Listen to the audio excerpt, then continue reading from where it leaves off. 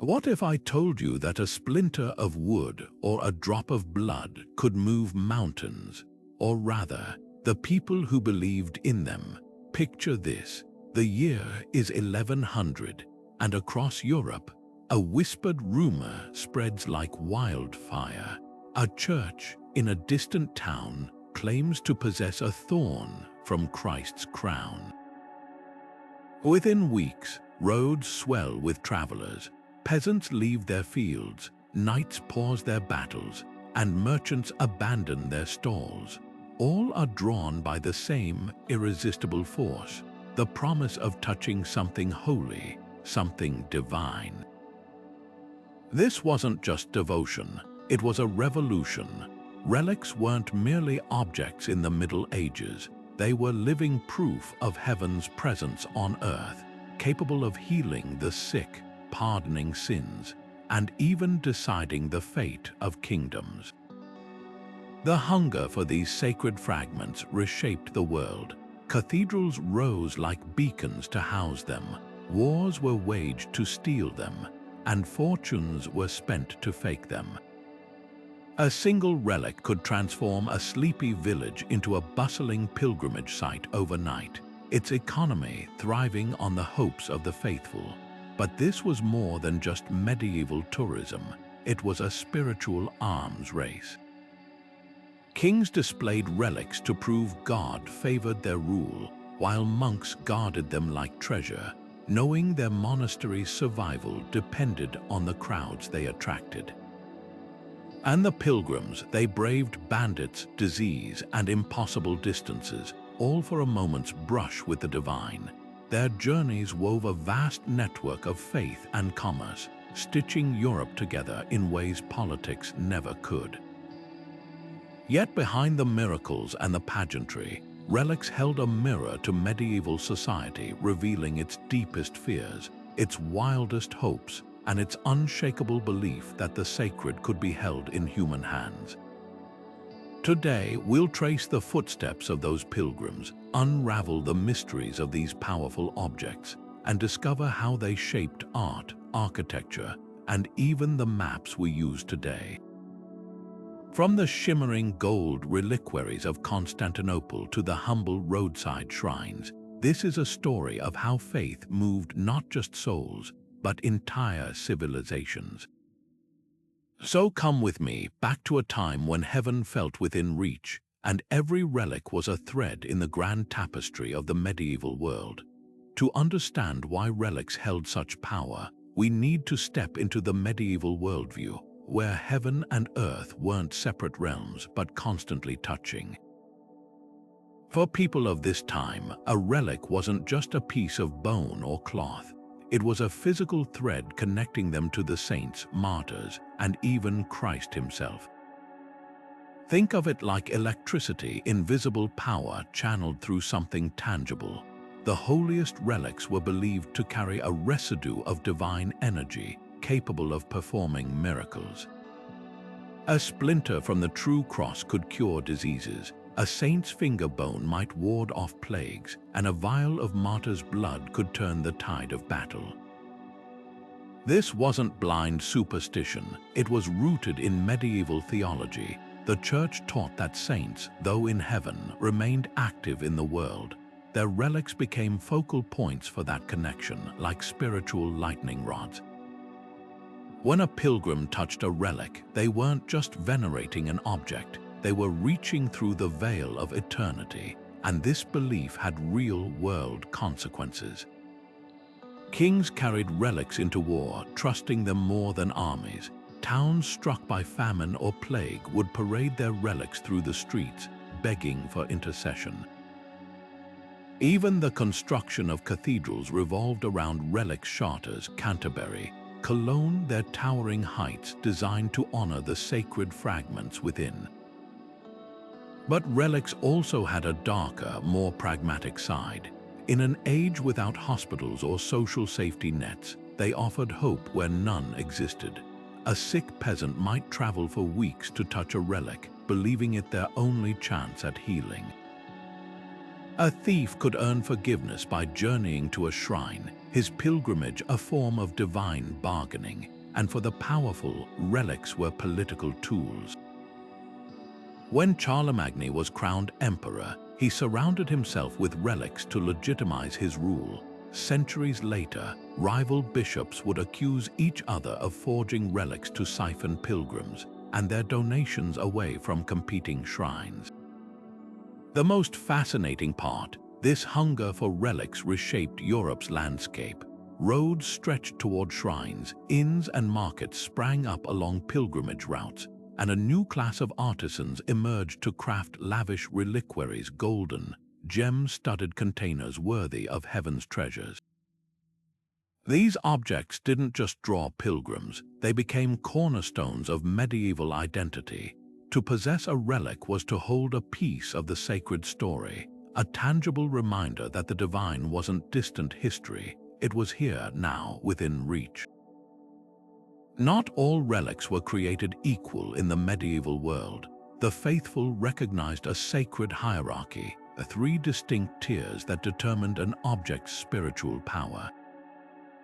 First-class relics held the most awe, physical fragments of saints themselves, like bones, teeth, or even drops of blood. These were the crown jewels of devotion. A single rib from St. Peter or a lock of Mary Magdalene's hair could draw pilgrims by the thousands, their very presence believed to radiate holiness.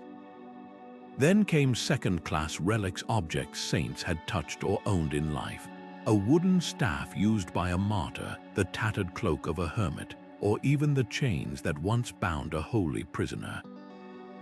These items carried echoes of sanctity, like spiritual fingerprints left behind. Finally, third-class relics, the most accessible yet still potent, ordinary items blessed by contact with higher-tier relics. A scrap of cloth rubbed against a saint's tomb or a medal pressed to a first-class relic could become a cherished heirloom. Among these, certain relics achieved mythic status.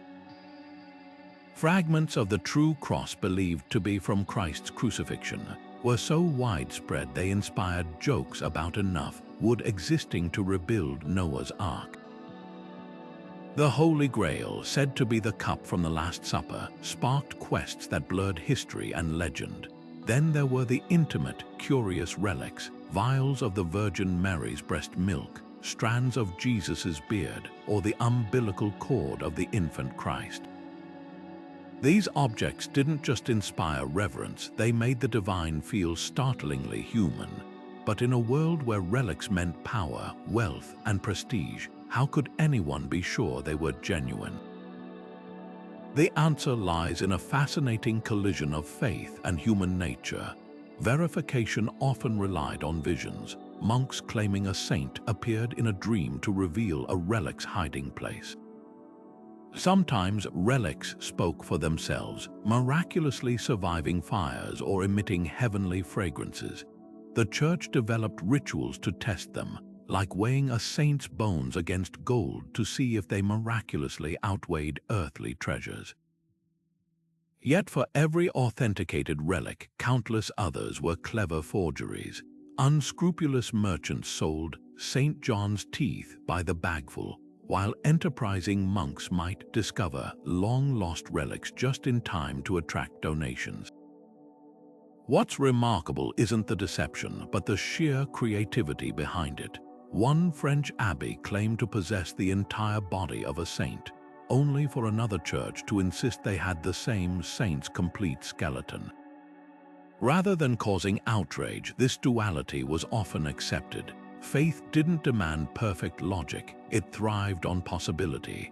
A relic's true power lay not in its provenance, but in the hope it ignited. Whether a splinter from the true cross or a humble pebble from the Holy Land, these objects became bridges between the mundane and the miraculous, proof that heaven was never as far away as it seemed. Imagine a medieval monastery in the dead of night, where monks whisper by candlelight as they pry open a tomb, their holy mission to rescue the bones of a saint before rival clerics can claim them. This wasn't sacrilege, it was sanctified theft, a practice so common it had its own name, fur to sacra, or holy theft. The medieval relic trade operated in a shadowy space between devotion and deception, where saints' bodies became currency, and theft could be spun as divine intervention.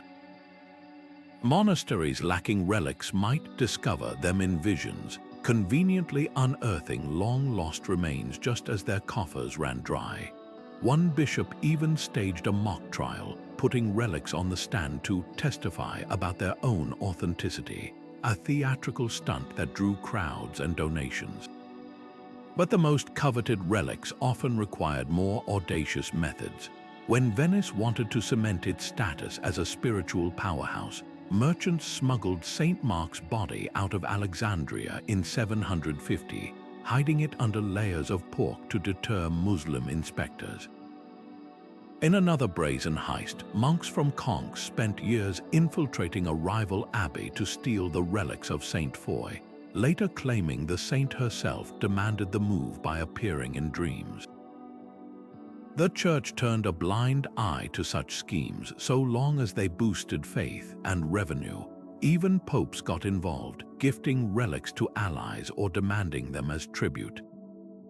After the sack of Constantinople in 1204, Crusaders hauled off wagon-loads of sacred loot, from saints' skulls to the crown of thorns, which King Louis IX later bought for an astronomical sum, enough to build Sainte-Chapelle as its gilded showcase.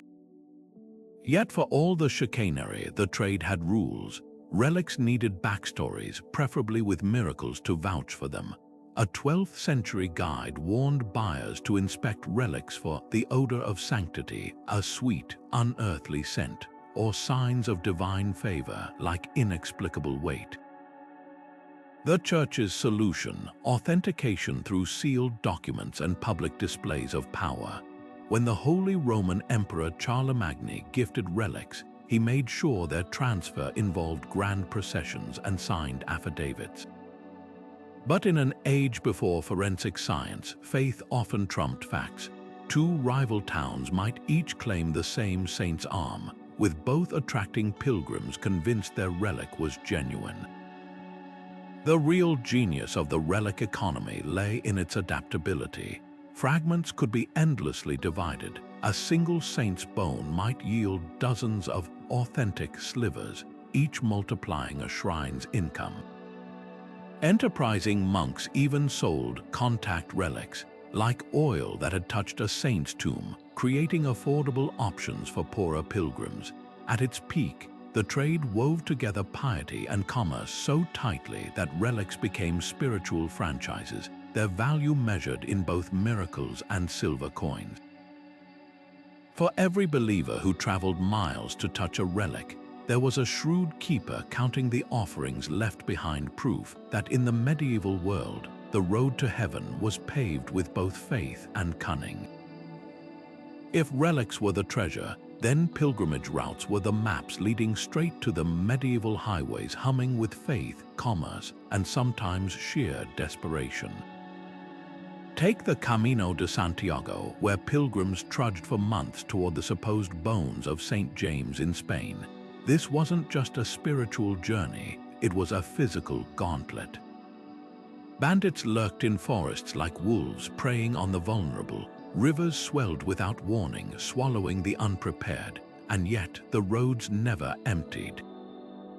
Why? Because every blister, every cold night under the stars, was a coin in the bank of salvation. The Church promised indulgences, reductions in time spent in purgatory, for those who completed the trek. For the poor, it was their only shot at divine favor. For the wealthy, a chance to flaunt piety through lavish donations at shrines along the way. But pilgrimage routes were more than just spiritual toll roads. They were medieval melting pots where a farmer from England might break bread with a merchant from Venice, swapping stories under the same hostile roof.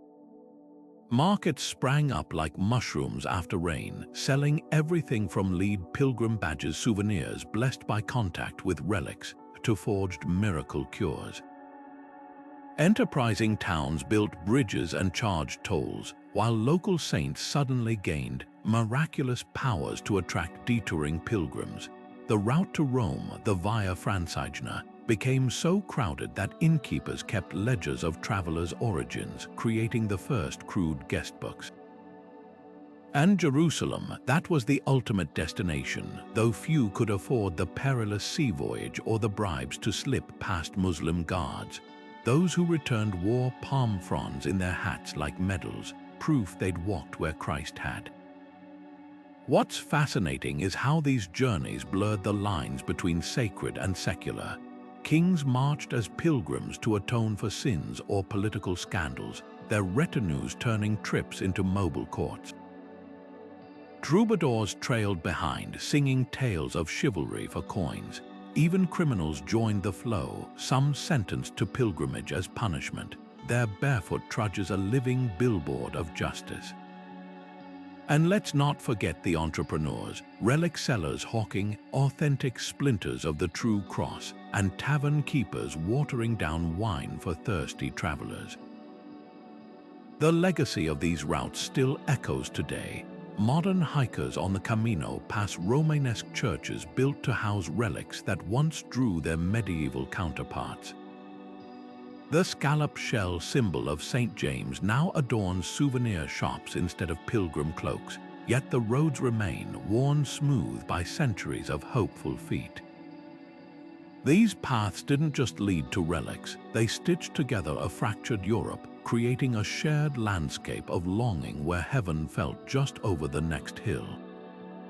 In the grand chess game of medieval politics, relics were the ultimate power pieces capable of crowning kings and toppling empires with a single sacred whisper.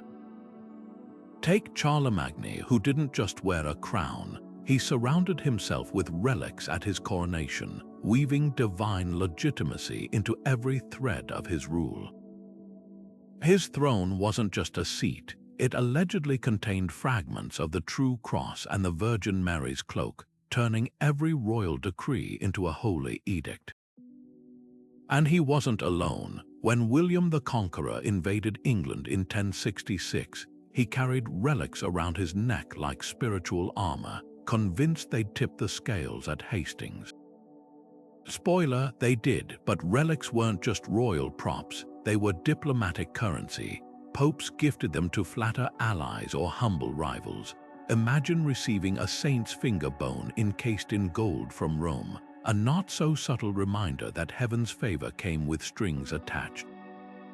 When the Byzantine emperor sent a thorn from Christ's crown to the French king, it wasn't generosity, it was a lifeline to Western military support. Even excommunications could be softened with the right relic. After a bitter feud, Pope Gregory VII reconciled with Henry IV by giving him a relic of St. Peter, a heavenly olive branch that conveniently reinforced papal supremacy. Yet this sacred power play had a dangerous edge. Two kings might both brandish the same saint's relic, each claiming God endorsed their cause. During the 100 Years' War, English and French forces carried identical fragments of the true cross into battle, leaving soldiers on both sides bewildered. Was heaven playing both sides? Rebellions were quashed when rulers paraded relics through rebellious towns, their mere presence a threat. Defy the crown, and you defy the saints themselves. The darkest games unfolded in relic thefts disguised as divine missions. Frederick II, the Holy Roman Emperor, stole relics from Constantinople not for piety, but to undercut the Pope's authority. Meanwhile, monks spun wild tales to explain why their abbey suddenly possessed a saint's body, claiming angels transported it, or that the relic refused to stay with unworthy owners. It was spiritual gaslighting on a grand scale, but here's the twist: relics could backfire.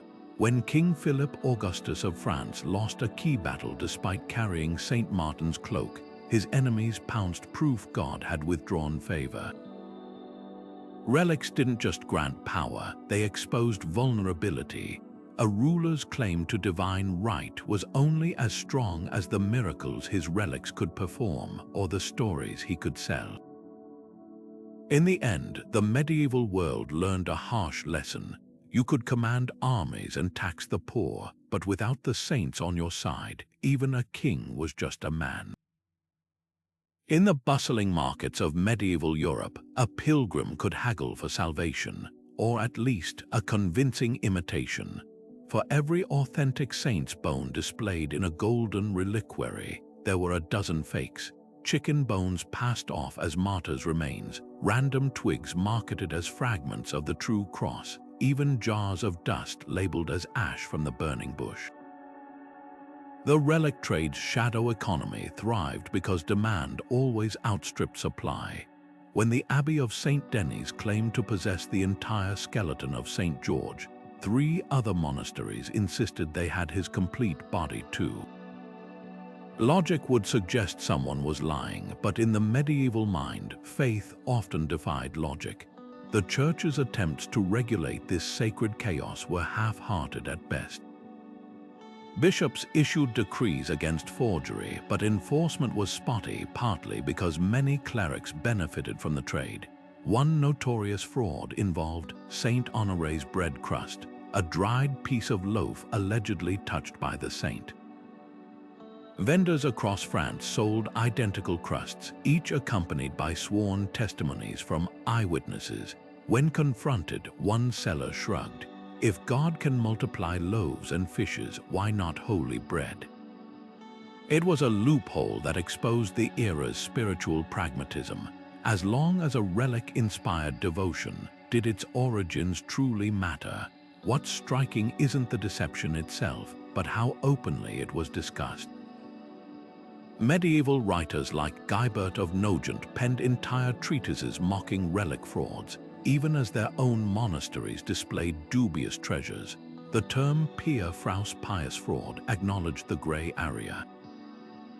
A monk might plant a long-lost relic to revive his abbey's fortunes, reasoning the ends justified the means. After all, if a forged relic sparked genuine prayer, wasn't that a kind of miracle? The most audacious scams reveal medieval ingenuity. In Venice, merchants sold manna from the desert, actually crystallized tree sap, to pilgrims en route to the Holy Land. A German abbey authenticated a unicorn horn, likely a narwhal tusk, as belonging to Saint Hubert, claiming it glowed when near sin. Even royalty got duped. Emperor Charlemagne's grandson received a vial of Christ's tears that later turned out to be scented oil. Yet these frauds often became revered in their own right, proving that in the economy of faith, value was assigned not by provenance, but by the intensity of belief they inspired.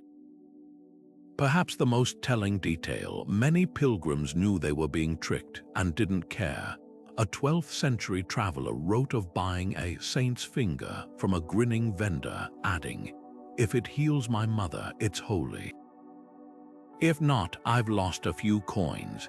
This wasn't cynicism, it was a testament to the medieval worldview.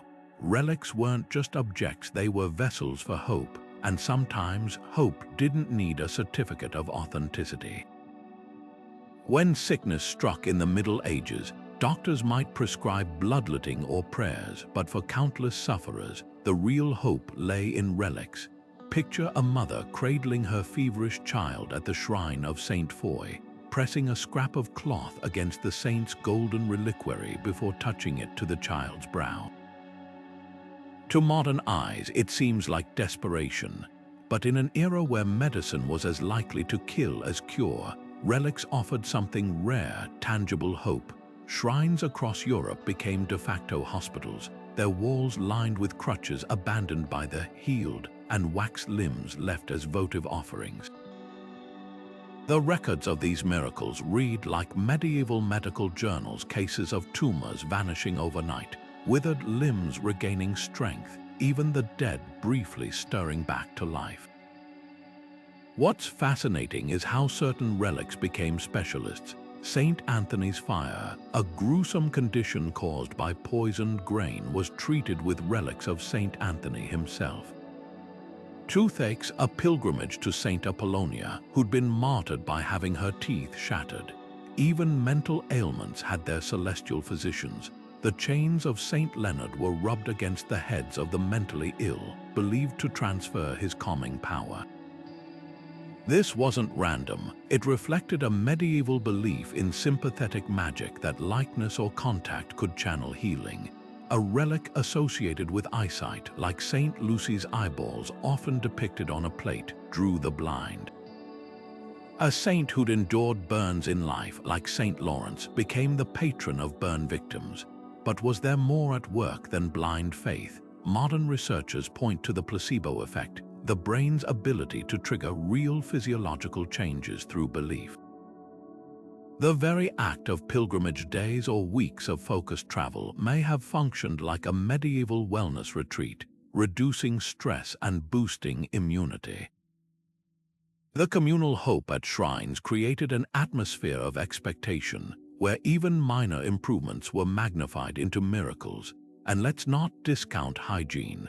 Relics were often encased in metal or glass, preventing direct contact that could spread disease, unlike the era's barber surgeons, who might use the same unwashed knife on a dozen patients. The most compelling evidence lies in the shrine ledgers themselves. At Canterbury, monks meticulously documented over 700 miracles attributed to Thomas Becket's relics. Some entries strain credulity, a drowned boy revived, but others describe gradual recoveries that align with natural healing. A woman with a paralyzed hand regaining motion after weeks of prayer.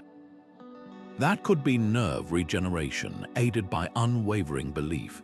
The Church, ever pragmatic, required witnesses and proof before certifying miracles, creating an early form of peer review. Yet the true power of relics may have been psychological. In a world where illness was often seen as divine punishment, touching a relic offered absolution alongside healing. A leper cast out from society might find acceptance at a shrine where their suffering was reframed as a test of faith. The relics didn't just promise cures, they offered meaning. And in an age before anesthesia or antibiotics, that alone could be a kind of medicine. Whether through placebo, psychosomatic relief, or sheer chance, these sacred fragments became the era's most sought-after prescription proof that sometimes the greatest healers aren't found in apothecaries, but in the quiet glow of faith. Step inside Chartres Cathedral on a summer morning, and you'd find yourself walking a path of light, literally. Sunlight streaming through stained glass bathed the floors in pools of sapphire and ruby, each step guiding pilgrims toward the cathedral's heart. The Virgin Mary's chemise, a humble tunic believed to have been worn at Christ's birth. This wasn't just architecture, it was theater. Every archway, every fresco, every glowing window conspired to elevate the relic from object to experience. The medieval mind understood something we often forget: faith isn't just believed, it's felt, and art was the medium that made the divine tangible. Take those famous stained glass windows. To modern eyes, they're breathtaking art, but to medieval pilgrims, they were comic books of the cosmos, panels depicting saints' lives intersecting with the relics beneath them. At Canterbury, scenes of Thomas Becket's martyrdom glowed above his shrine, visually linking his story to the bones just feet away. The glass didn't just decorate, it whispered.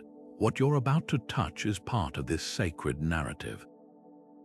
Even the colors held meaning. Gold-leafed backgrounds in reliquaries weren't just opulence, they mirrored the unearthly light described in visions of heaven, convincing pilgrims they stood at the threshold of another world. Sculpture played its part too. Look at the tympanum over Vézelay Abbey's doors, where swirling stone carvings showed Pentecostal flames licking toward pilgrims entering to venerate Mary Magdalene's relics. The message was clear: the same holy fire that filled the apostles now radiated from the shrine within. even the building's acoustics were weaponized. Chanting monks' voices would bounce off precise curves in the vaults, creating an ethereal echo-proof, it seemed, that angels were harmonizing with human voices. Then there were the reliquaries themselves, masterpieces of misdirection. A saint's finger bone might nest inside a golden hand the size of a toddler, gesturing toward heaven. Skeletons of martyrs reclined in jeweled repose, their hollow eye sockets staring serenely from silver faces. These weren't just containers, they were resurrection previews showing saints as they'd appear in glory. And pilgrims, they became part of the art. Circling shrines on their knees, they traced paths worn smooth by centuries of devotion, their bodies adding to the sacred geometry. But the true genius of relic art lay in its portability. Pilgrim badges cheap, mass-produced tokens stamped with shrine imagery let peasants carry holiness home. Sewn onto hats or pressed into wax seals, these tiny metal souvenirs transformed everyday life into a continuous pilgrimage. A baker kneading dough with a Canterbury badge pinned to his apron wasn't just working. He was summoning St. Thomas's blessing onto every loaf. The medieval world had no museums, no galleries. Instead, it turned entire cities into canvases where art, faith, and relics intertwined, proof that heaven wasn't just above, but all around.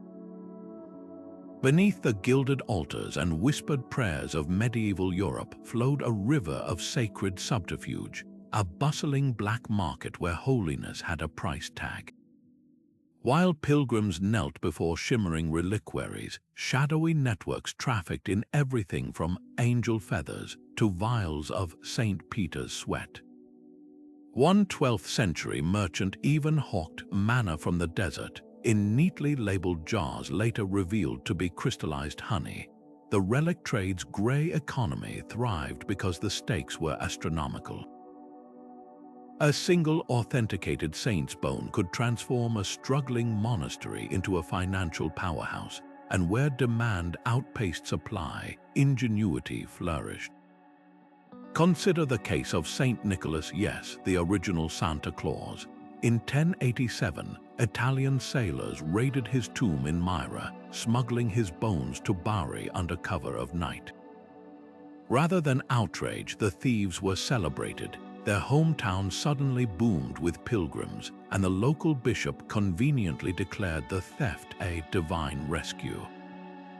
This wasn't an isolated incident. Monks at Conques Abbey spent years infiltrating a rival church to steal Saint Foy's relics, later claiming the child martyr willed her own abduction through visions. The church's response, a wink and a nudge. As long as relics inspired devotion and donations, their origins were often politely overlooked. The most audacious schemes blurred the line between fraud and faith. When a French abbey faced bankruptcy in the 1300s, its monks discovered a long-lost vial of the Virgin Mary's milk behind a crumbling altar, just in time for the spring pilgrimage season. Across the Alps, a dealer sold St. Michael's dragon scales to gullible nobles, insisting the archangel had shed them during his heavenly battles. Even popes played the game. After the sack of Constantinople in 1204, crusaders shipped stolen relics to Venice, where church officials authenticated them with hastily scrawled certificates. What's revealing is how openly this sacred grift was acknowledged. Medieval chroniclers like Gerald of Wales mocked bishops who found relics whenever their dioceses needed roof repairs. Yet the same writers defended pious frauds, Pierre Fraus, arguing that fake relics could spark real faith. A forged splinter of the true cross might still heal a sick child if believed in fervently enough. This moral flexibility extended to authentication. Since carbon dating was centuries away, relics were tested through ordeal by fire. If they survived unscathed, they were genuine. Never mind that many were encased in fireproof metal caskets. The church's stance was a masterclass in doublespeak.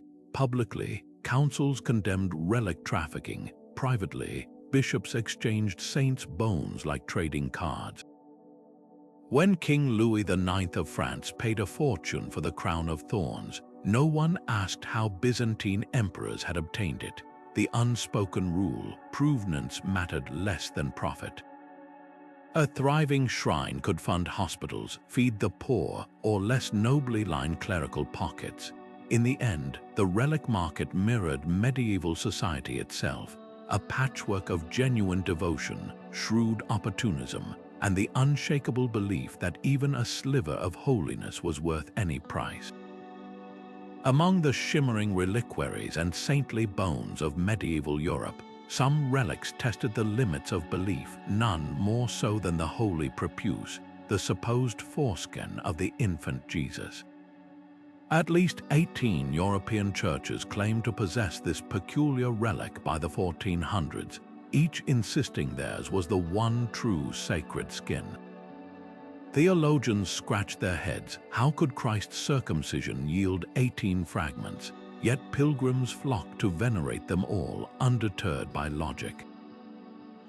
This wasn't an isolated case. Vials of the Virgin Mary's breast milk appeared in multiple shrines, despite early church fathers like Augustine questioning how a body assumed into heaven could leave behind bodily fluids. The debates around these controversial relics reveal a fascinating fault line in medieval faith. On one side stood the devout, for whom any object tied to Christ's humanity was a bridge to the divine. To them, the holy Prepuce wasn't grotesque, it was proof that God had truly shared in human experience, down to the most intimate details. On the other side were reformers like Erasmus, who penned satirical letters from Saint Uncumber, a fictional martyr with a beard made of iron filings. His mockery cut deep. If all the wood displayed as fragments of the true cross were gathered, it would fill a cargo ship. Yet even skeptics tread carefully. When the Bishop of Toulouse tried to suppress veneration of Mary's milk, his diocese revolted, proof that challenging relics risked challenging the very fabric of community identity. What determined whether a relic was embraced or ridiculed? Often, it came down to cultural context. The holy foreskin thrived in an era obsessed with Christ's physicality, where artists depicted the infant Jesus with realistic genitalia to emphasize his human nature. But as Renaissance humanism spread, such relics became embarrassing holdovers. The Church's response was a masterclass in damage control. Instead of outright bans, controversial relics were quietly sidelined. The Prepuce's feast day vanished from liturgical calendars, and Mary's milk relics were discreetly rebranded as symbolic rather than literal. This tension between faith and reason wasn't just medieval quibbling, it foreshadowed modern conflicts over authenticity and belief. Today's debates about miracle cures or sacred artifacts echo the same questions. When does devotion cross into delusion? Can an object be holy if its origins are dubious? The medieval answer was surprisingly flexible. As one abbot confessed while displaying a jar of St. John's breath, it didn't matter if the relic was real, only that it made real the presence of the divine. In a world hungry for miracles, sometimes the most powerful relic was the story itself. On the blood-soaked fields of medieval warfare, relics weren't just spiritual comforts, they were weapons. Imagine the scene at the Battle of Hastings in 1066, where William the Conqueror's men charged behind a banner stitched with saintly hair, convinced divine favor flowed through its threads. This was no superstition, it was psychological warfare. The Byzantines understood this better than anyone. Their armies marched with the true cross, believed to be the very wood of Christ's crucifixion, hoisted like a celestial standard. Soldiers whispered that its presence could turn arrows mid-flight or send enemy horses into panicked retreat. But here's the twist, relics didn't just bless battles, they exposed the fragile line between faith and desperation. Take the Crusades, where rival armies both carried fragments of the true cross into the same conflict. At the Battle of Hattin in 1187, Saladin's forces captured the Relic after crushing the Crusaders, leaving Christian chroniclers scrambling to explain how God had allowed his own cross to fall into Muslim hands. The answer, divine punishment for the Crusaders, sends a convenient loophole that kept the Relic's power intact while explaining defeat. This mental gymnastics reveals the real function of battlefield relics. They were spiritual insurance policies. A king could blame his soldiers' failures on their moral shortcomings rather than admit his relic, and by extension, his divine right to rule was powerless. Yet relics also forged unshakable courage. At the Siege of Antioch during the First Crusade, starving defenders claimed to unearth the Holy Lance, the spear that pierced Christ's side just as morale collapsed. Whether genuine or planted, the effect was electric. Warriors who'd been ready to surrender now fought like men possessed, routing a far larger Muslim force. The message was clear. Relics didn't need to perform miracles, they just needed to inspire them. Even the Vikings, hardly paragons of Christian piety, grasped this. After raiding monasteries for years, some began wearing stolen relic pouches into battle, hedging their bets between Odin and the Christian saints, the darkest testament to relics' power. Their role in atrocity. During the Albigensian Crusade against the Cathars, Catholic knights tied local saints' relics to siege engines, flinging holy bones against heretical walls. The symbolism was brutal. Even the saints themselves were weapons now. Conversely, losing a relic could unravel an army's will. When English forces seized Scotland's Stone of Scone, believed to be Jacob's pillow from the Book of Genesis, Scottish resistance faltered for generations. Without their sacred anchor, the fight seemed cursed. What's startling is how relics shaped strategy beyond mere morale. Commanders staged entire campaigns around capturing or protecting them. In 1204, Crusaders diverted their holy war to sack Christian Constantinople, looting its relics to fund further battles.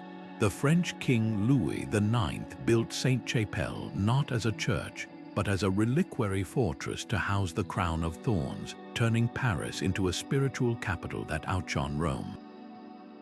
Even treaties hinged on relics. Truces included clauses guaranteeing pilgrim access to shrines, as if the saints themselves were diplomats. In the end, relics on the battlefield were mirrors reflecting medieval war's essence, a collision of faith, fear, and raw human psychology. They couldn't stop arrows or dry up rivers, but they could make men charge into certain death believing heaven marched beside them. And sometimes that was enough to turn the tide, not by divine intervention, but by the unshakable conviction that it was possible. In a laboratory in Oxford, a sliver of wood no larger than a toothpick rests under a microscope. This humble fragment, believed to be from the true cross, is about to undergo carbon dating, a collision of medieval devotion and 21st century science. Across the world, relics once accepted on faith alone are now subjected to DNA tests, spectral imaging, and forensic analysis. The Shroud of Turin, with its ghostly image of a crucified man, has been scrutinized by botanists studying its pollen grains, physicists analyzing its mysterious carbon dating anomalies, and textile experts decoding its weave. The results, inconclusive at best, contradictory at worst. Science demands answers, but relics thrive in the space between certainty and mystery. Take the case of the skull of John the Baptist. When a team in Bulgaria carbon dated a relic claimed to be the prophet's head, the results placed it in the 1st century, astonishingly close to the time of his death. Yet skeptics point out that dozens of other churches claim to possess the same skull, each with equally compelling legends. This isn't unique.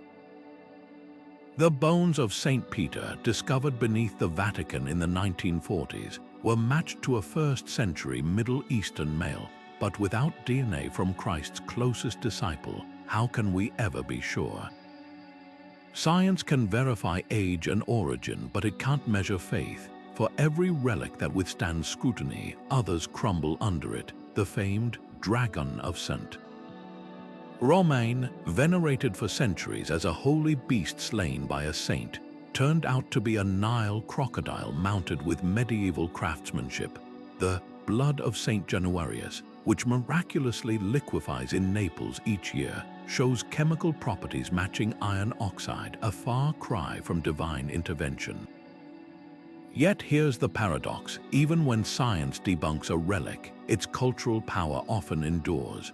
The faithful still flock to see Januarius's blood, not because they deny chemistry, but because the ritual itself has become sacred, a 900-year-old conversation between heaven and earth. Perhaps the most fascinating relics are those that defy categorization. The Holy Grail, sought by knights and Nazis alike, exists in countless forms, from a simple cup in Valencia to an emerald chalice in Genoa. Science can't find what was never lost because the Grail isn't an object, it's an idea. The same applies to the countless fragments of the true cross. If gathered, they'd fill a ship, as Erasmus joked, yet their value was never in their volume, but in their ability to make the divine feel immediate. Modern investigations haven't weakened relics, they've deepened their mystery. When researchers confirmed that the Jerusalem syndrome, a condition causing religious hallucinations, affects pilgrims near holy sites, it raised a startling question. Did medieval visions of saints, which led to relic discoveries, stem from divine intervention or the brain's response to intense devotion? The answer might be both. Neuroscience now shows that prayer activates the same brain regions as profound emotional experiences, suggesting that relics didn't just inspire faith, they literally rewired perception. The dialogue between science and relics isn't about debunking. It's about context. Carbon dating can't measure how a relic comforted a grieving mother in the plague years, or why a soldier felt protected by a saint's finger bone in battle. What science calls confirmation bias, believers call providence, the uncanny way relics seem to meet humanity where we are. As one researcher studying the Shroud of Turin admitted, the more we learn, the less we know. And perhaps that's the point. Relics were never meant to be puzzles solved, but mysteries lived, a reminder that the sacred, like science, is a journey, not a destination. Picture a medieval pilgrim returning home after months on the road, sunburned, footsore, but proudly displaying a tiny lead badge pinned to their hat. This wasn't just a trinket, it was a spiritual passport, proof they'd braved bandits and blisters to reach a holy shrine. These souvenirs, crudely cast badges, scallop shells from Santiago de Compostela, or tiny glass vials of holy water, were the medieval equivalent of "I climbed Mount Everest" t-shirts. But they served a deeper purpose. In an era when few could read, these objects were wearable testimonies of faith, broadcasting their owner's devotion without a single word. The most common souvenirs were pilgrim badges, mass-produced from cheap metals like pewter or lead. Stamped with images of saints or shrines, they ranged from solemn to shockingly playful. One badge from Canterbury showed St. Thomas Becket's murder in cartoonish detail, while others depicted saints riding snails or battling dragons like medieval superheroes. These weren't just keepsakes, they were conversation starters designed to spark stories about the pilgrim's journey. And like modern tourists, pilgrims sometimes collected them obsessively. A well-traveled cloak might jingle with badges from Rome, Jerusalem, and Mont Saint-Michel, turning the wearer into a walking map of sacred sites. Then there were the ampuli, small, flask-shaped containers holding holy water, oil, or even dirt from a saint's tomb. Made of tin or ceramic, they often bore intricate designs linking them to specific shrines. Pilgrims believed these substances carried residual holiness, making them powerful amulets. A farmer might sprinkle Canterbury water on his fields to ensure a good harvest, or a mother hang an ampulla around her sick child's neck like a medieval antibiotic. The line between devotion and superstition was thin. One guidebook even advised pilgrims to drink from the ampulla if attacked by wolves, as the saints would surely intervene. What's fascinating is how these objects democratized access to relics. Only the wealthy could afford lavish reliquaries, but anyone could scrape together a few coins for a badge or a vial of holy dust. Suddenly, the spiritual benefits of pilgrimage protection, healing, reduced time in purgatory, weren't locked away in monasteries. They could be carried home, shared with neighbors, or passed down as heirlooms. A badge from Chartres might be pressed into the wax seal of a will, invoking the Virgin Mary's blessing on the document. An ampulla could be buried with its owner, serving as a celestial bribe at the gates of heaven. But like any good market, supply followed demand, and demand sometimes outpaced authenticity. Shady vendors near shrines sold genuine St. James's fingernails, actually fish bones, or certified pieces of the true cross carved from local oak. One enterprising monk in France sold strips of parchment touched to a relic, claiming the contact transferred holiness, a medieval version of downloading sacred energy. The church frowned on these practices, but pilgrims kept buying. After all, if faith could move mountains, why couldn't it make a dubious souvenir holy? The legacy of these trinkets lingers today in surprising ways. Modern pilgrims on the Camino de Santiago still collect scallop shells, just as their medieval counterparts did.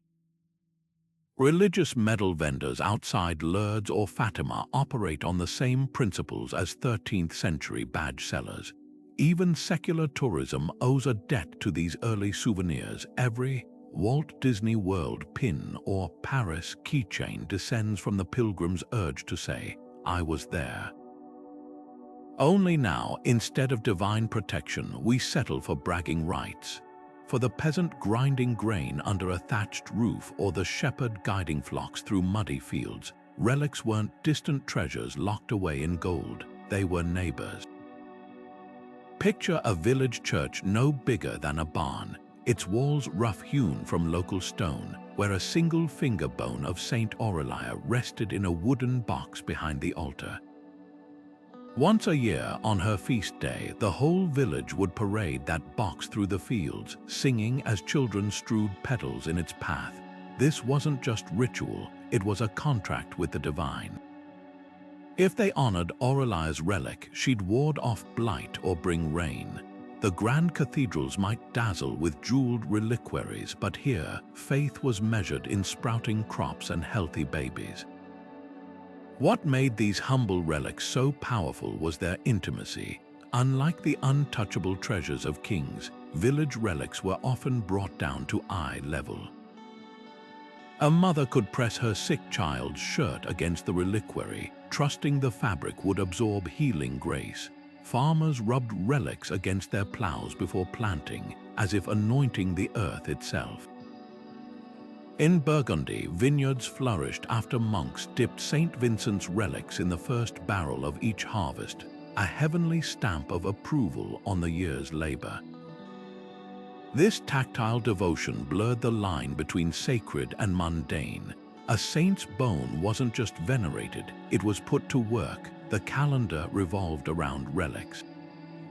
In Essex, villagers celebrated Cucking Day, hauling their local saints' relics to a pond to bless the waters and dunk quarrelsome wives in a cheeky nod to divine justice.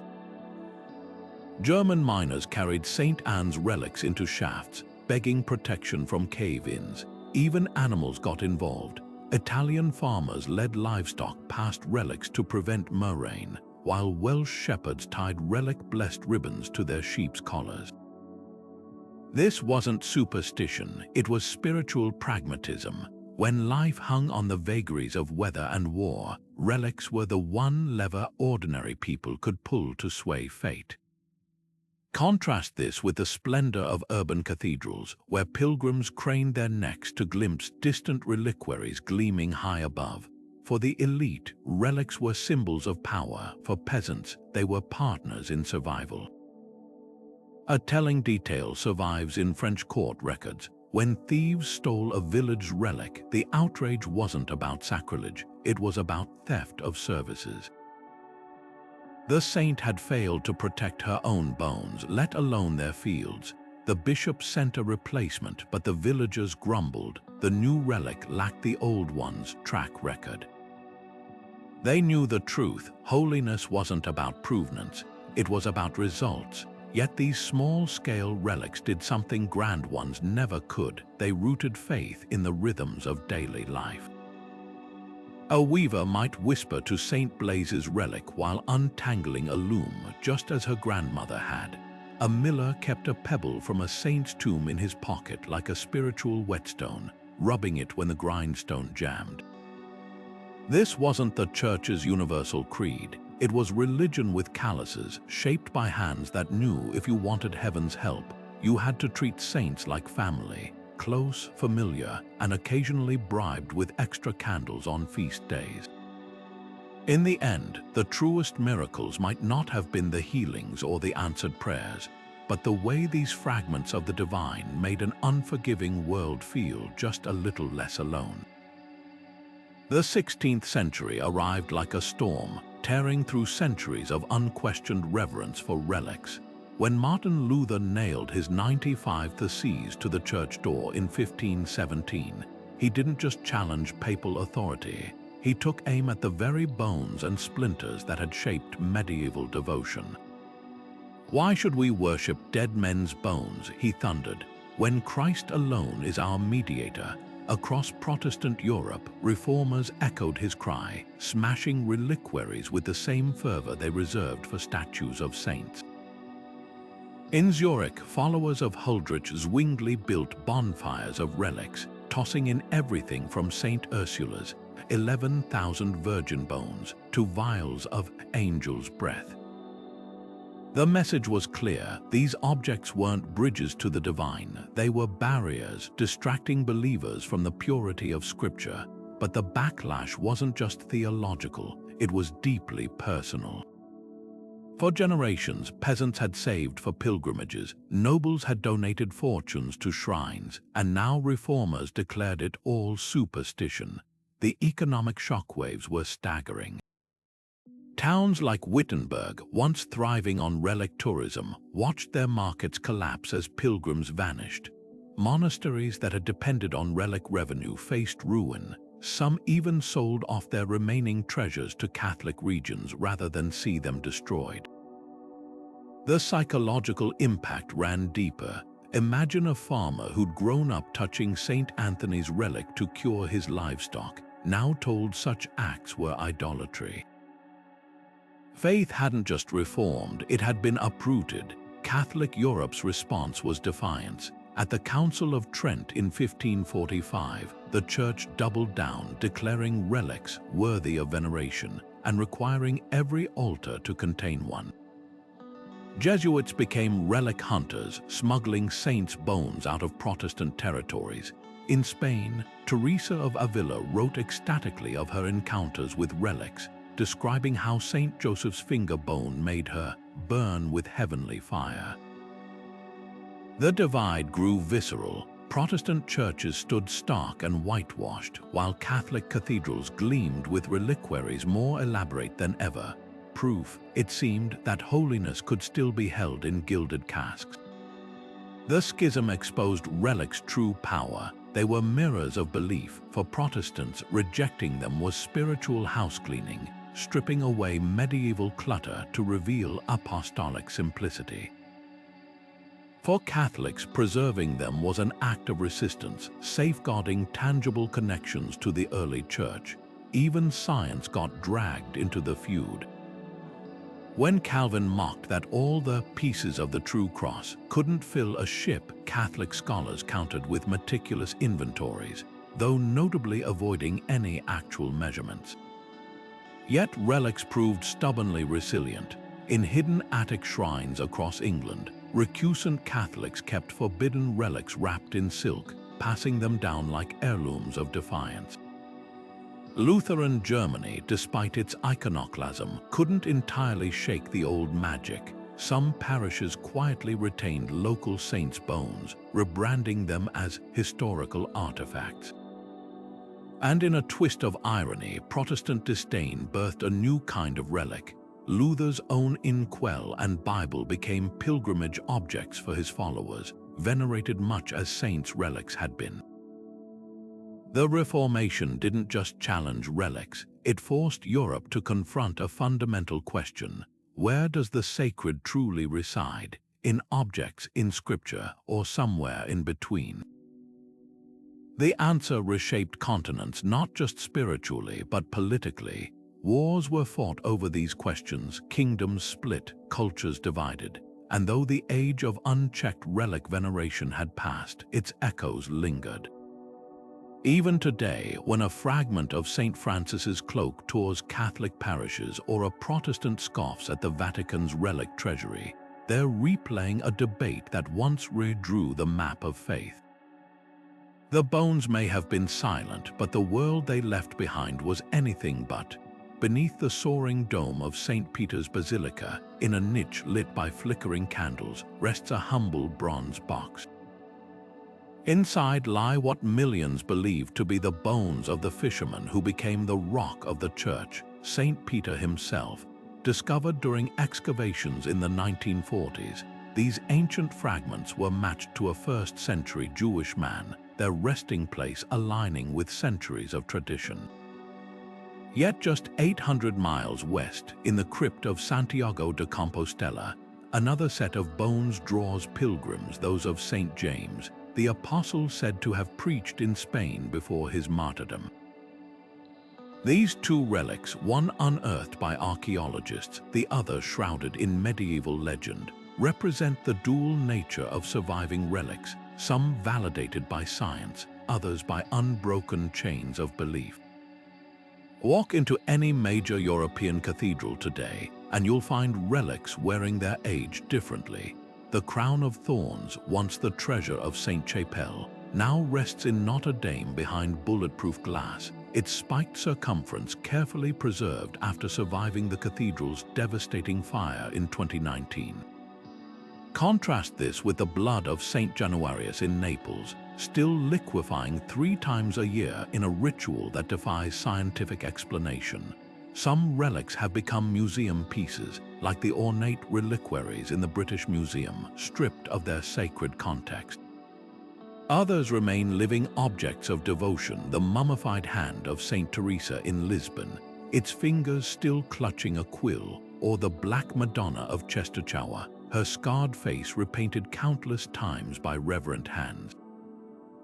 The journeys of these survivors read like historical thrillers. The Shroud of Turin, carbon dated to the Middle Ages yet still hotly debated, has survived fires, forgery accusations, and even a recent stint in a nuclear bunker. The skull of St. John the Baptist, venerated in Rome, Munich, and Damascus, fractures into multiple competing claims, each with its own miracles to bolster authenticity. Then there are the quiet relics, like the fragment of Mary Magdalene's tibia in a French village church, its provenance long forgotten but its local feast day still drawing farmers seeking blessings for their vineyards. What's startling isn't just that these objects endured, but how their roles have shifted. Medieval pilgrims traveled months to glimpse a relic. Modern visitors might snap a photo before moving to the next museum exhibit. Yet in places like Lourdes or Fatima, the old fervor lingers. Lines still form to touch the glass casket of Saint Bernadette, her uncorrupted body a silent rebuttal to secularism. In Orthodox monasteries, monks guard relics like the head of Saint John the Baptist with rituals unchanged since Byzantium, whispering prayers as they anoint the silver reliquary with rose oil. The true power of these relics lies not in their authenticity, but in their stubborn refusal to fade into history. When Notre Dame burned, firefighters risked their lives not for paintings or sculptures, but for the crown of thorns, proof that even in a secular age, these fragments still hold a mirror to our deepest longing. They've survived plagues, wars, and the skepticism of science, not because they're indestructible, but because humanity keeps choosing to believe there's more to them than bone and wood and thread. In the end, their greatest miracle may be their endurance, whispering across centuries that the sacred never really disappears. It just waits for us to remember. If Geoffrey Chaucer's Pilgrims had YouTube, their relic reviews would have gone viral. In the Canterbury Tales, the sly pardoner peddles a rag he claims is the Virgin Mary's veil while openly admitting it's fake. This wasn't just medieval satire, it was a mirror held up to a world drunk on sacred trinkets. Literature has always been Relic's sharpest critic and most ardent fan, oscillating between reverence and ridicule. Chaucer's Pilgrims, trudging toward Becket's shrine, embodied the era's contradictions, devout yet skeptical, hopeful but weary of hucksters. Their tales reveal how relics weren't just objects, they were plot devices, punchlines, and portals to the divine all at once. Jump ahead 6 centuries, and Umberto Eco's The Name of the Rose turns a monastery's relic collection into a labyrinth of murder and heresy.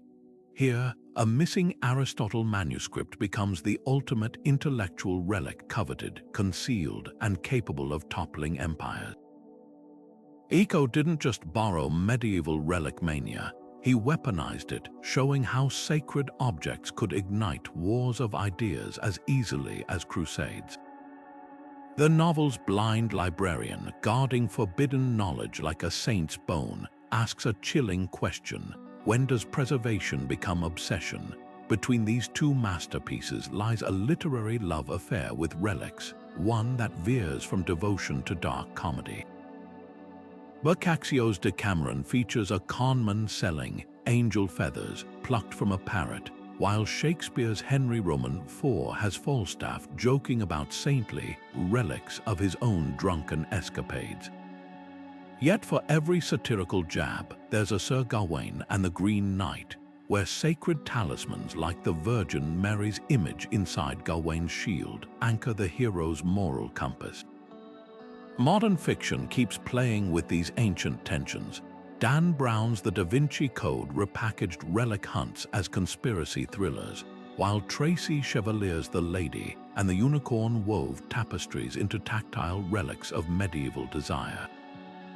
Even children's books like The Relic Master by Christopher Buckley turn relic scams into adventures, proving their narrative pull spans ages. What unites these stories across time? A shared understanding that relics aren't just about faith, they're about human nature. Whether it's Chaucer's corrupt pardoner or Eco's murderous monks, literature keeps returning to the same truth. The most powerful relics aren't made of bone or wood, but of the stories we wrap around them. And those, they never stop changing hands. The urge to reach out and touch something sacred isn't locked away in the Middle Ages, it pulses through us even now. Think of the crowds that still press their hands against Jim Morrison's grave in Paris, or line up to strum Elvis's guitar at Graceland. Modern museums battle to keep visitors from caressing Van Gogh's paintings, as if a brushstroke might transmit genius through their fingertips. This isn't just fandom or curiosity.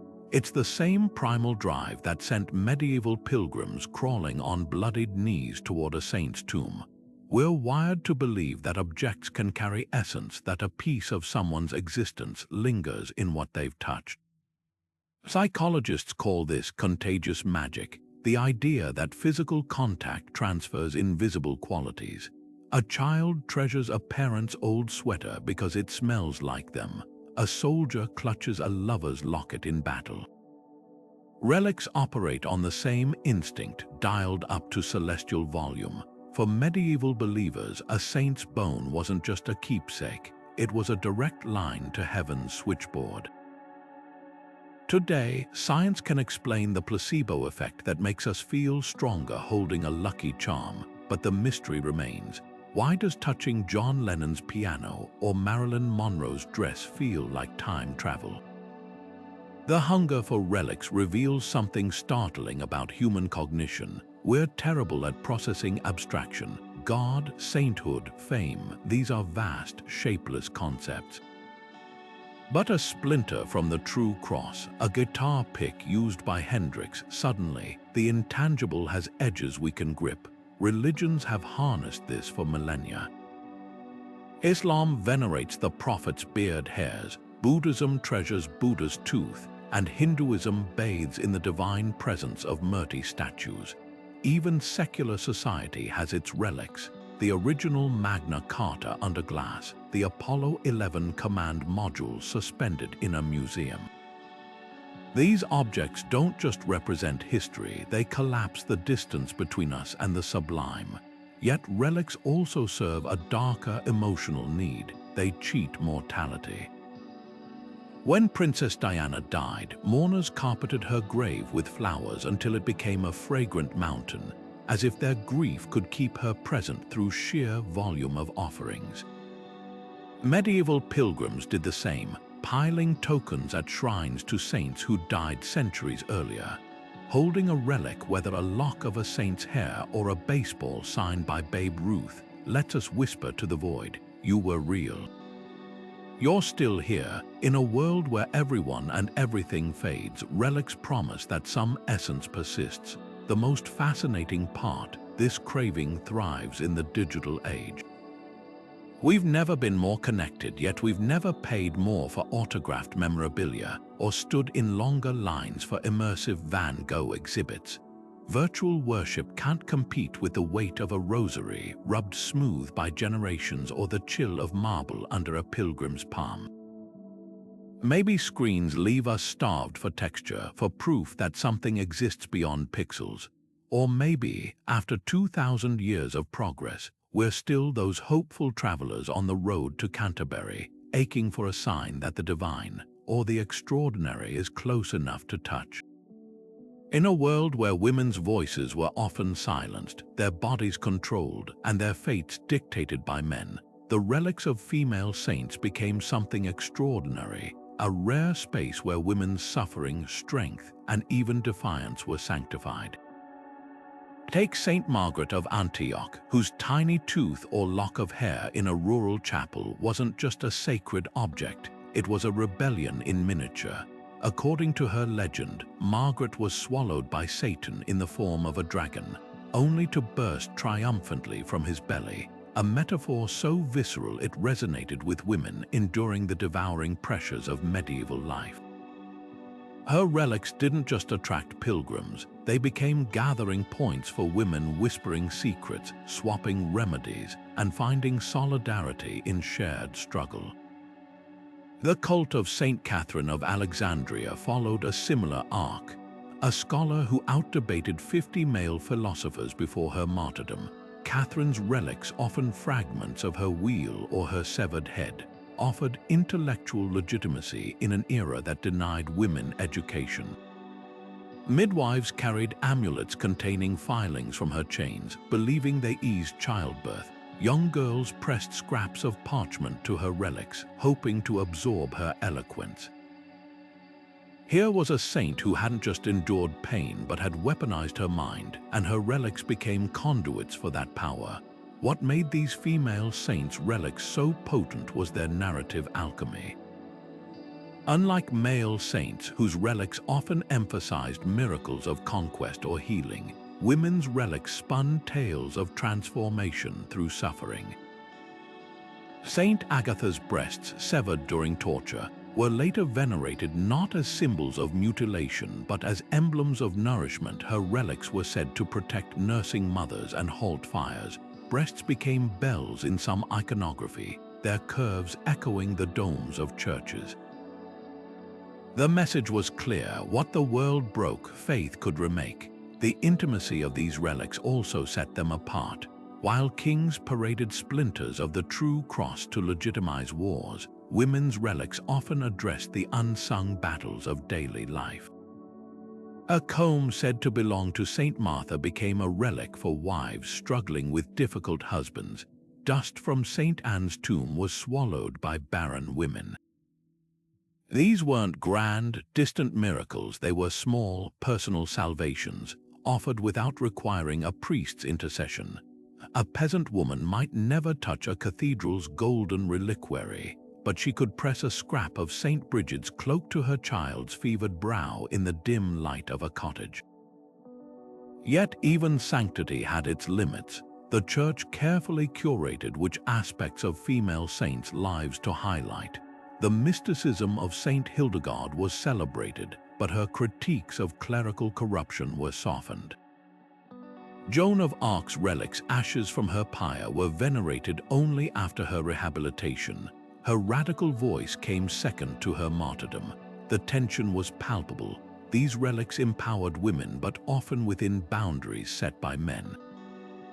The legacy lingers in unexpected ways. Modern pilgrims to St. Lydia's shrine in Greece still tuck prayers into the seams of her tomb, just as medieval women slipped notes into St. Gertrude's reliquary.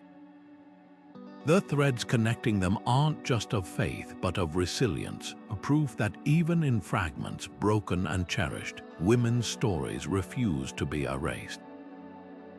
The yearning to hold the sacred in our hands isn't unique to medieval Europe. It's a thread woven through every corner of human history.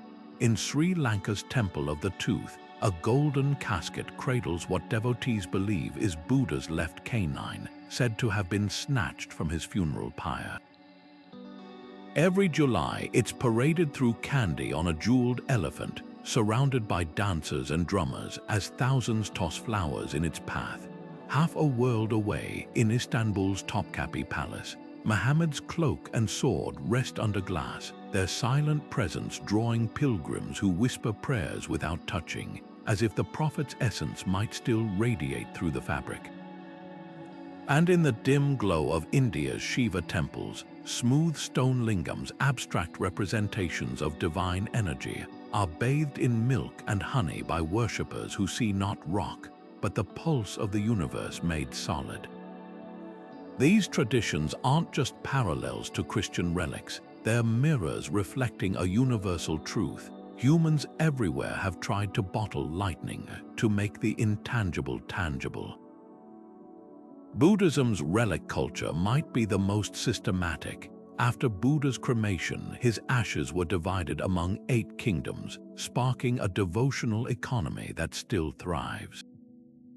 Stupas, dome-shaped shrines, were built to house these fragments, becoming spiritual power stations where offerings and prayers accumulate like cosmic interest.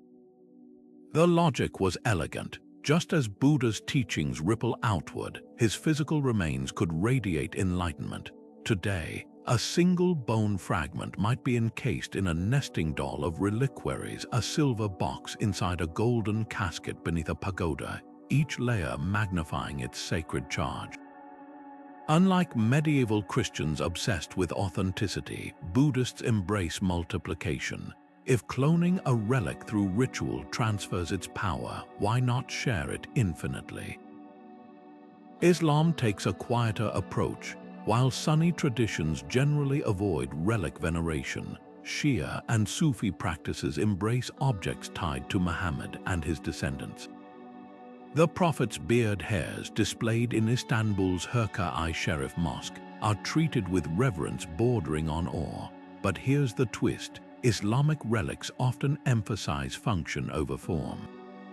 The cloak Muhammad gifted to a poet became the centerpiece of a Sufi order's initiation rite. Wear it, and you're spiritually reborn. Similarly, the Zamzam well in Mecca isn't just a water source.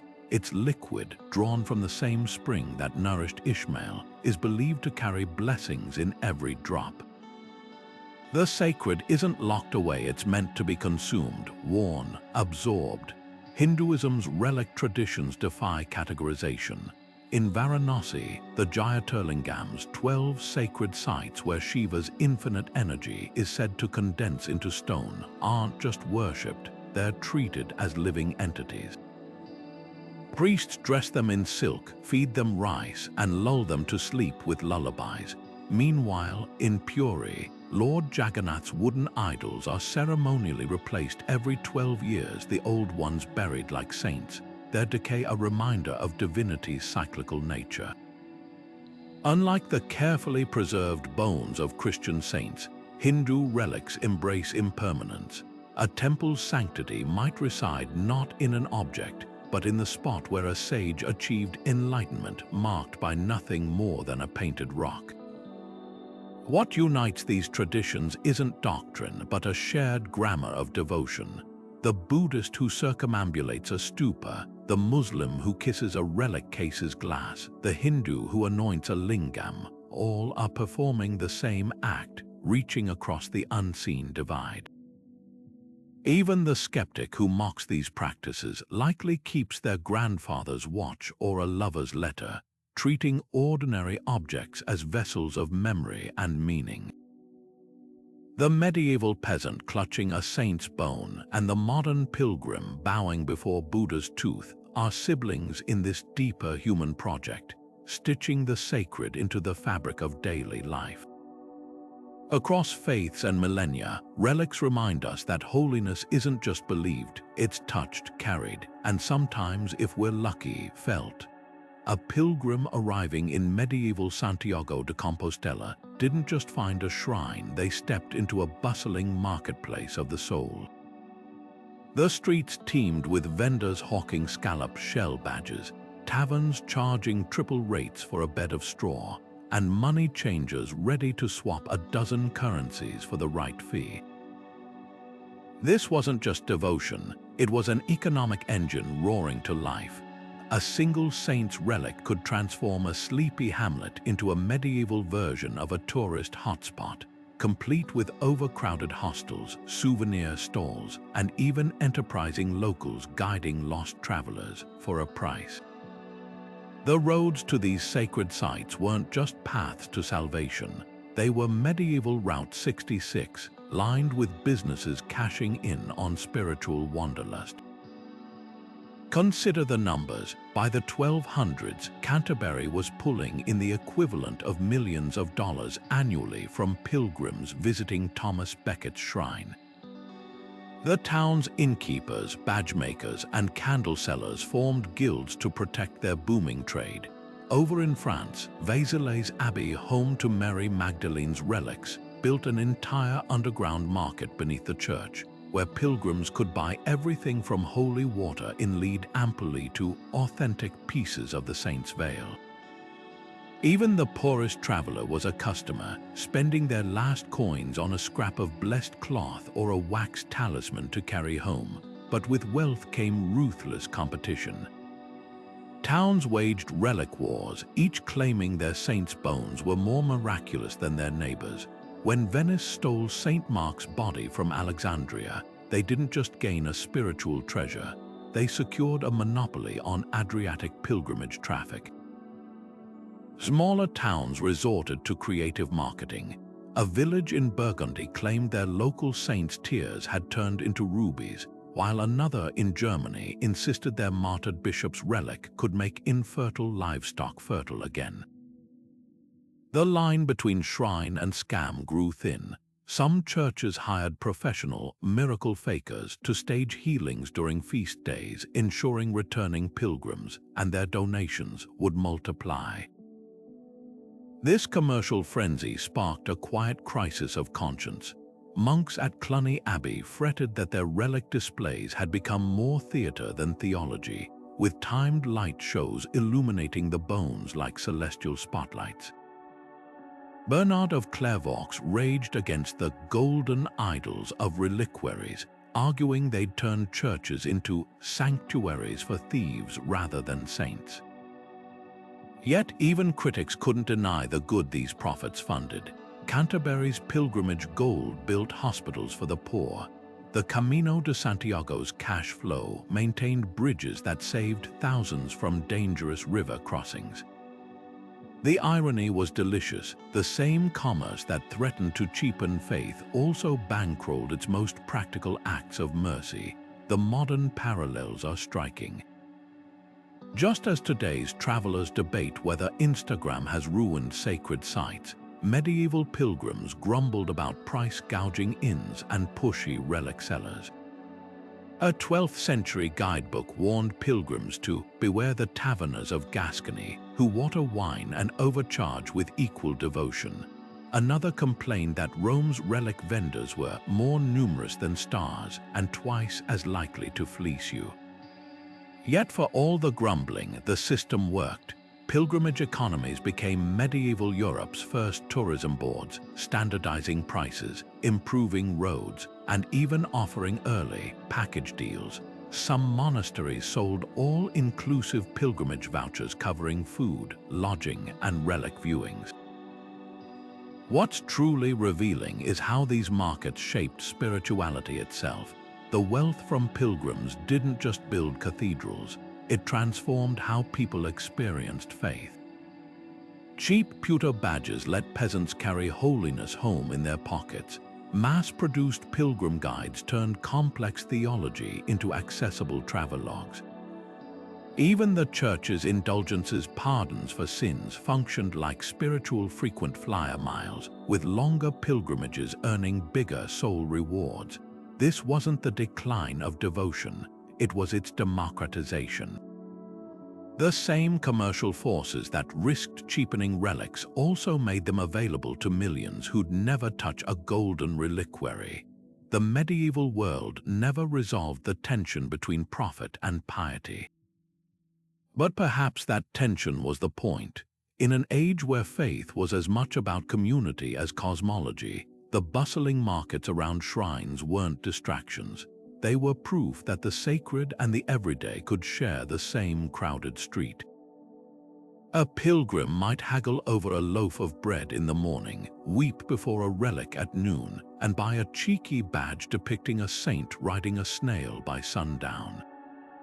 The miracle wasn't that commerce didn't corrupt devotion. It's that, despite everything, devotion thrived. When the Black Death swept through Europe in the 1300s, the town of Weingarten in Germany made a desperate gamble. Monks paraded their most prized relic, a drop of Christ's blood preserved in a golden orb, through streets littered with corpses. Within weeks, the plague's grip loosened. Coincidence? To Weingarten's survivors, it was divine intervention. Across the continent, similar stories unfolded.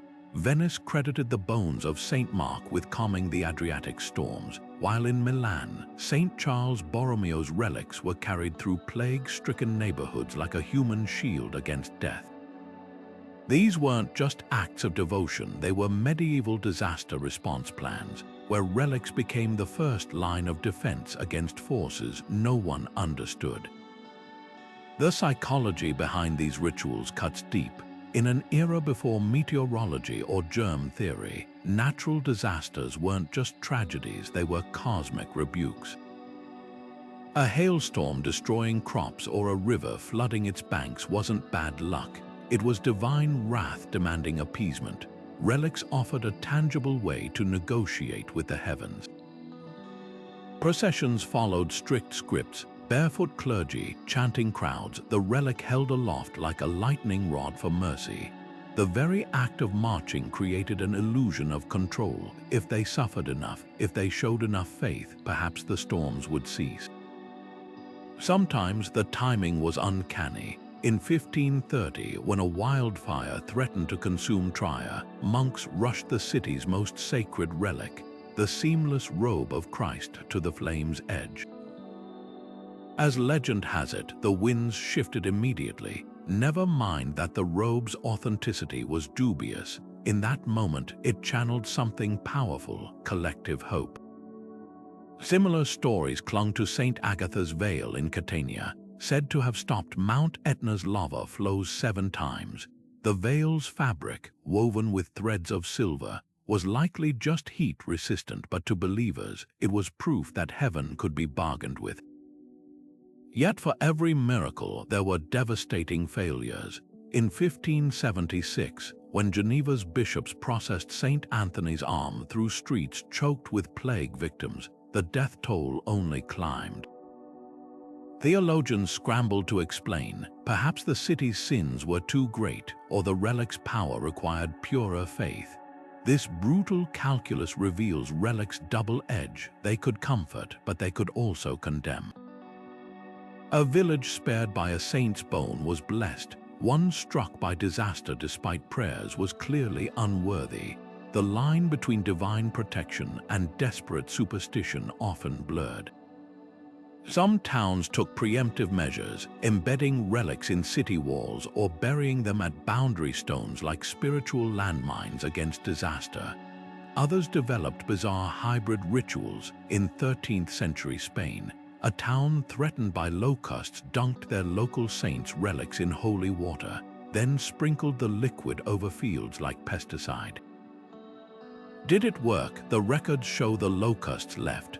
Whether by miracle or migration, the result cemented the relic's reputation.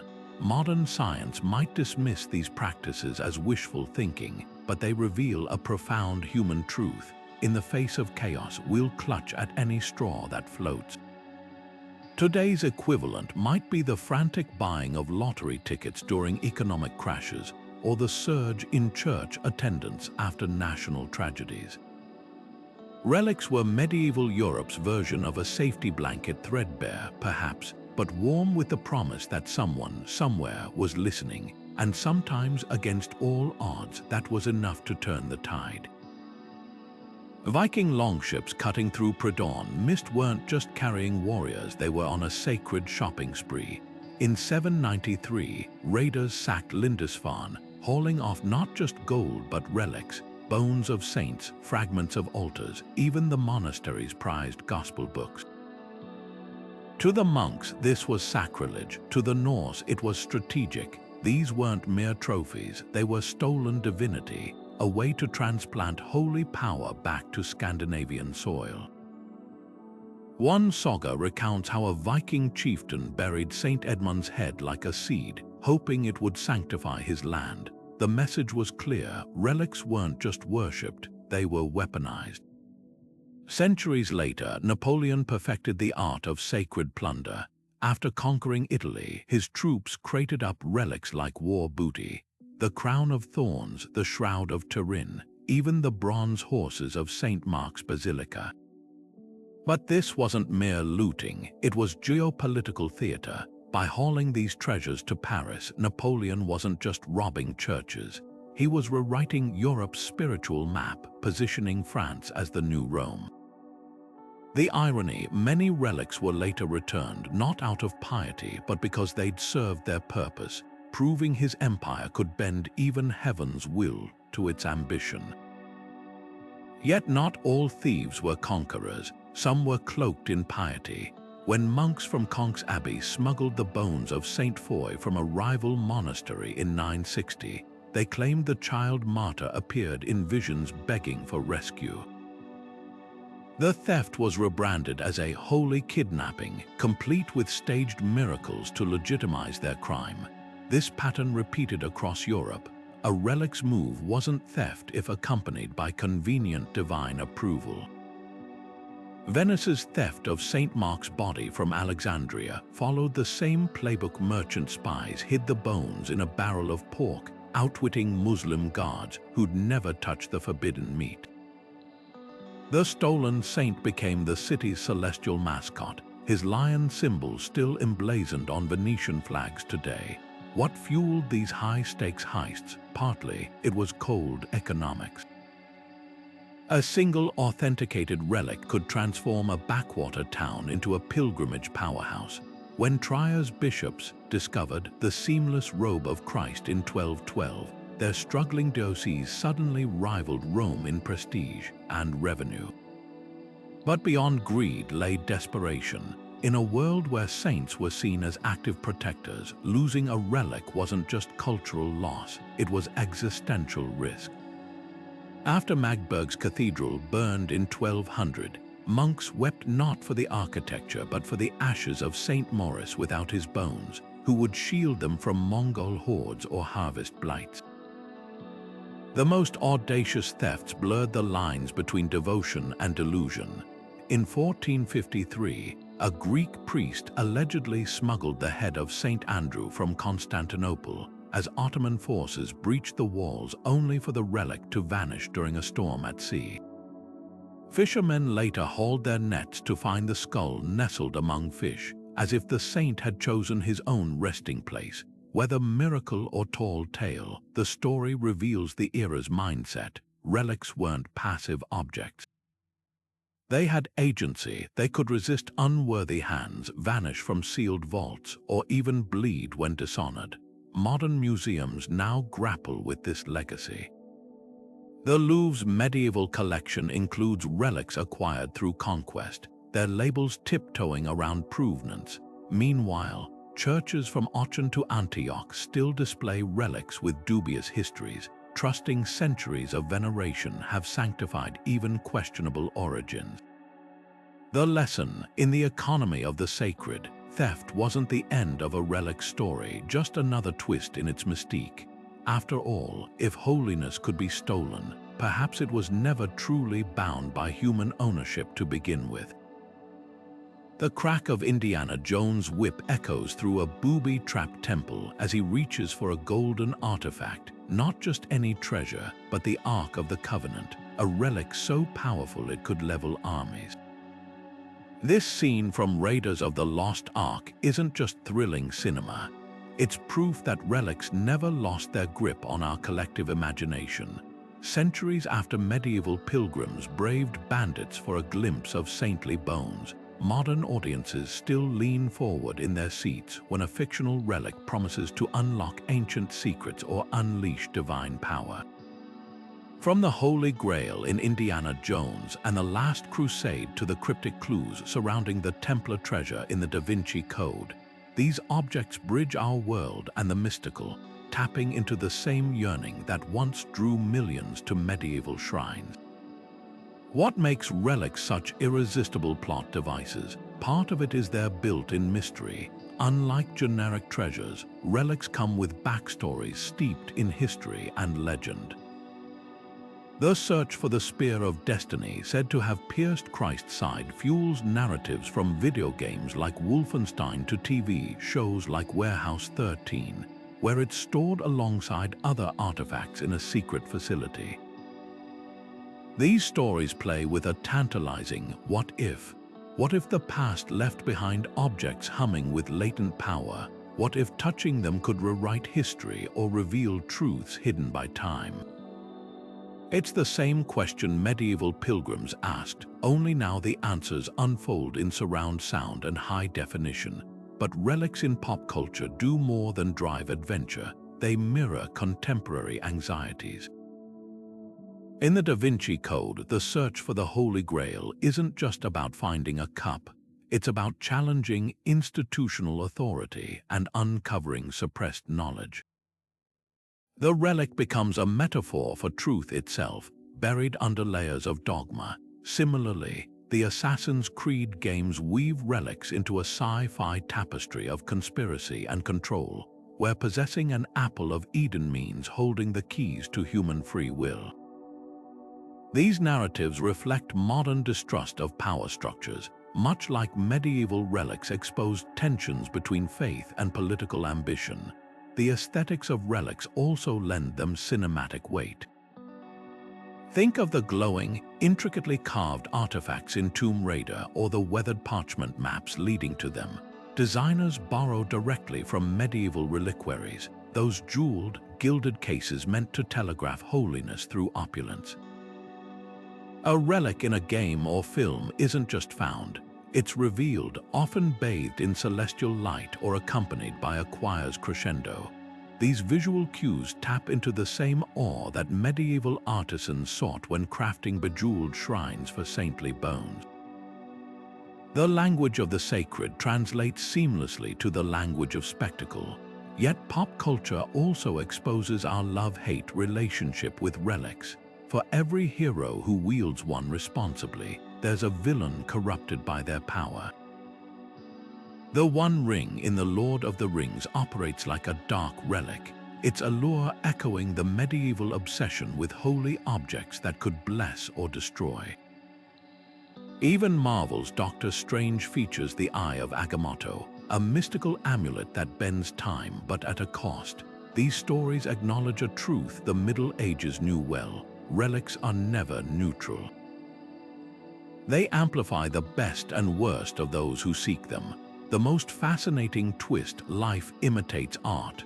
After the Da Vinci Code exploded in popularity, visitor numbers to Rosslyn Chapel, featured in the book, jumped from 30,000 a year to over 170,000. Modern pilgrims now pose with selfie sticks where knights once knelt. Meanwhile, auction prices for authentic relics, whether medieval or Hollywood props, skyrocket, proving that the line between devotion and fandom can be surprisingly thin. Perhaps relics endure because they satisfy a timeless craving to hold proof that the extraordinary is real, whether it's sealed in a golden reliquary or hidden behind the silver screen. The legacy of medieval relics isn't confined to gilded boxes or crumbling bones. It pulses through the very way we navigate the world today. Think about the last time you stood in line to touch a piece of history, maybe a fragment of the Berlin Wall, a guitar once strummed by a rock legend, or even the worn steps of an ancient temple.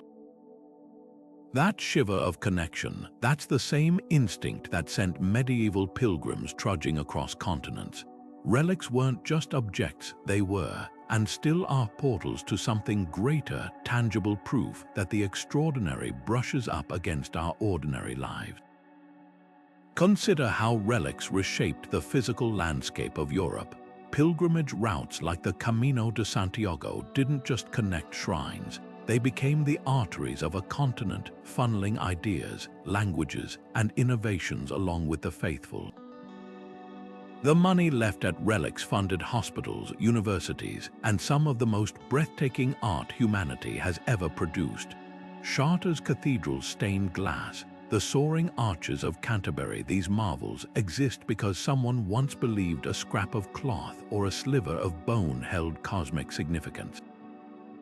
The irony is delicious. The quest to touch heaven literally built the foundations of modern Europe. Yet relics also expose our contradictions. Medieval kings wielded them as political weapons while monks debated their authenticity behind closed doors. Not so different from today's debates over celebrity memorabilia or contested artifacts in museums. The Shroud of Turin still draws both pilgrims and scientists, each seeking validation for opposing worldviews. What's changed isn't our hunger for the sacred, but the frameworks we use to understand it. Where a 12th century monk might have cited miracles, we now talk about energy or cultural heritage, but the longing remains the same. And here's the twist: relics democratized access to the divine. In an era when Latin liturgy was unintelligible to most, a peasant could press their forehead against a saint's tomb and feel heaven's nearness. Today, that impulse lives on in the way we queue for hours to glimpse a royal crown or pay fortunes for a sports star's rookie card. The objects change, but the ritual doesn't. Even digital culture has its relics. Think of the frenzy around NFTs. Digital tokens promising ownership of the intangible, or the way a viral tweet becomes a modern-day relic of collective experience.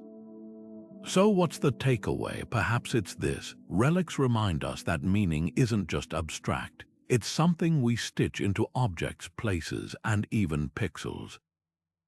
The next time you see crowds gathered around a monument or a child clutching a treasured keepsake, you're witnessing the same alchemy that turned medieval bone fragments into conduits of grace. The containers evolve, but the human need to reach beyond ourselves, to touch, to collect, to believe, endures. Whether encased in gold or glowing on a screen, relics are ultimately mirrors. They show us not just what we venerate, but who we